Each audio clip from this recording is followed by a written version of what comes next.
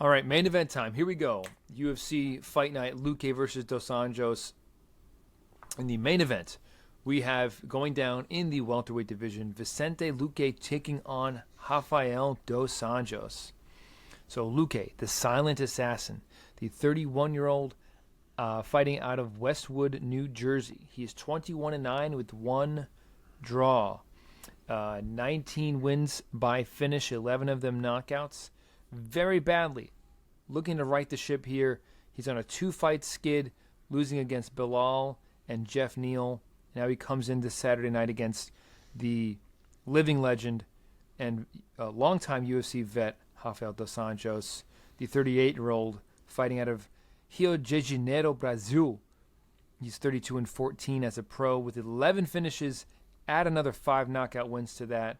Most recently, finishing via submission by neck crank against Brian Barberena last December. I will go first. It's so funny. This is almost the exact same age dynamic as the co-main event, with Luque being 31 and RDA being 38. He'll be turning 39 this October, just in a couple months.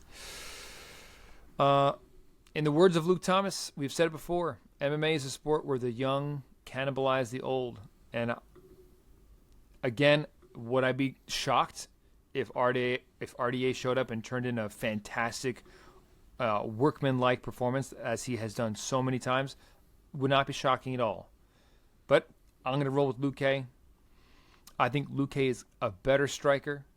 I think he has, maybe I'm splitting hairs a little bit because RDA is fantastic and he's very, very good just about everywhere. He is one of the most well-rounded fighters that the sport has known is RDA. I'm going to give the slight edge, though, in the Muay Thai and the striking to Vicente Luque. I'm curious, Omar, if you would agree or disagree with that. And for that reason, I'm going to say this is going to be a back-and-forth fight. And I'm going to say that Luque wins it on the scorecards after 5 rounds. UD for Vicente Luque. With that being said, I'll send it over to Omar. I think we're going to see RDA have a lot of problems, I think, trying to strike with Luque just based off of the reach and the height. I think he's going to be swinging upwards. I think this is one of the biggest problems that RDA has fighting at welterweight, is that he's got guys who are just physically taller than him, and it changes his entire game. I think we're going to be seeing, if anything at all, I think we're going to be seeing a heavy wrestler in RDA in this fight. I think he's going to rely a lot on his grappling, a lot on the cage, a lot of scooping the legs from out from under them, and hopefully trying to ride his way into the mount and kind of holding from there. The real issue is Vicente Luque is strong as fuck. And I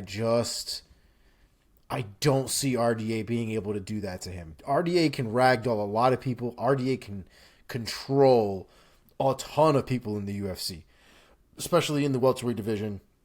Especially the lower you go in the welterweight division, you could find probably a handful, if not less, of people that he can't ragdoll. And I would say the same for the lightweight division. This particular fight against Vicente Luque, that's not it.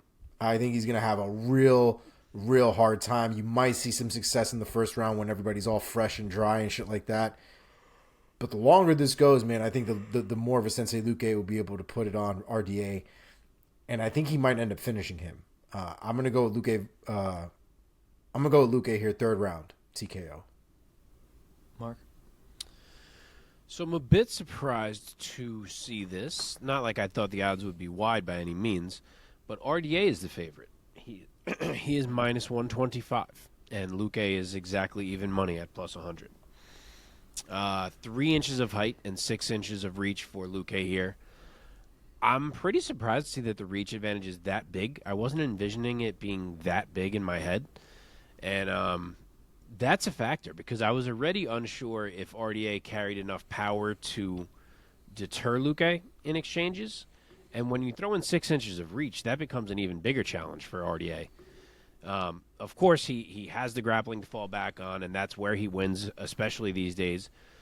But as Omar alluded to, I don't know if RDA can hold Luque down as successfully and continually as he needs to win this fight. Like, Luque can grapple. He's a strong guy. He's pretty slick in transitions.